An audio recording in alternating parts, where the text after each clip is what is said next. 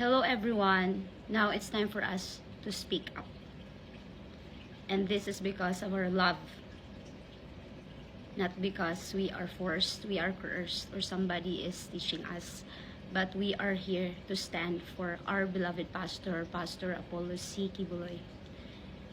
And we will stand and nobody can destroy, because this is our own personal testimonies. And this testimony of ours, we know, and it's in the scriptures, that it will destroy all those evildoers and all those false accusations.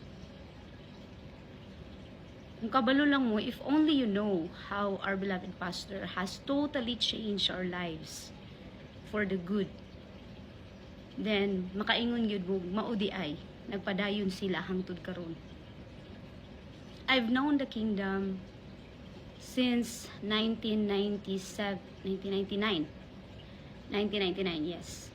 So it's almost like 25 years. And I've been a worker in the kingdom for a decade now. 11 years to be exact. Not just me, but akong mama, ug akong 5 ka igsuon. Kaming tanan ni decide nga musulod pagka-worker ni pastor diri sa kingdom of Jesus Christ. Nganuman, tungod sa gugma. Tinuod nga gugma ang among nabati. Gugma sa Ginoo. Nagitudlo ni pastor. Kasi pastor lang gyud ang nagtudlo og kamatuoran. Kung sincero manggod ka, sa manako, sukad sa sinugdanan, wala ko'y laing desire.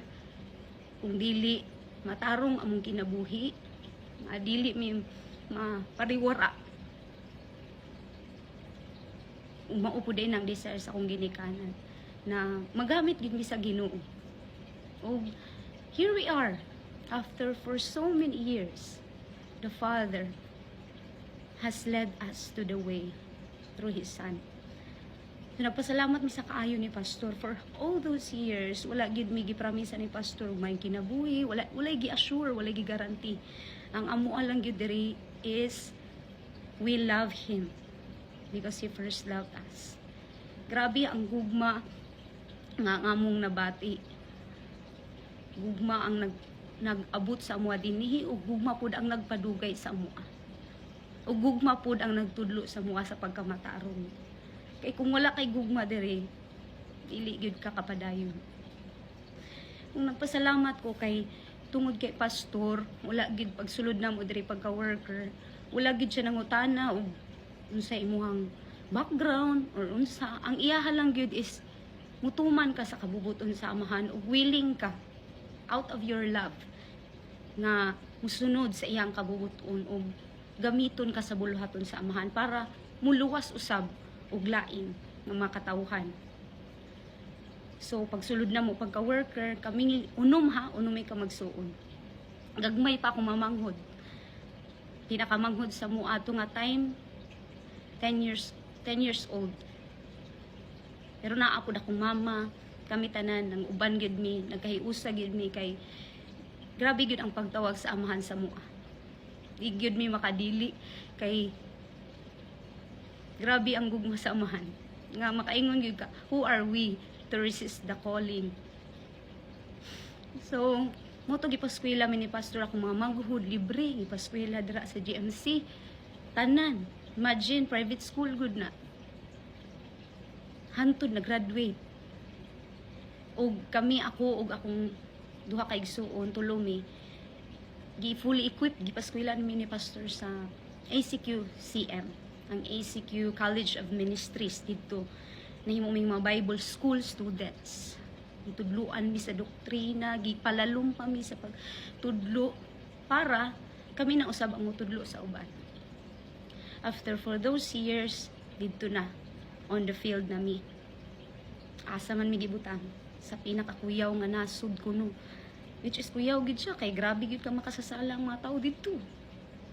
Lawless gid. Kung wala gid kay Ginoo, wala kay word of God, tumpag gid ka. Asa man na diya sa Amerika. Anong gipadala man mi ni pastor dira?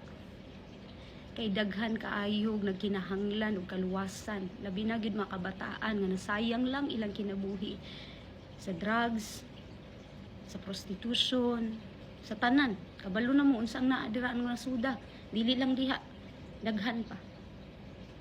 Sa kaayo ni pastor, bisan akong mga manghud, gipadayon po sab og giusa gyud mi niya. Walay nagpabilin diri sa Davao. Mga pila ka years after gitarong ilang mga papers, didto mi sa Amerika, kaming tanan. Ako mamanghod nga wala pa nakahuman din sa GMC, didto nagpadayon sa Amerika og eskwela.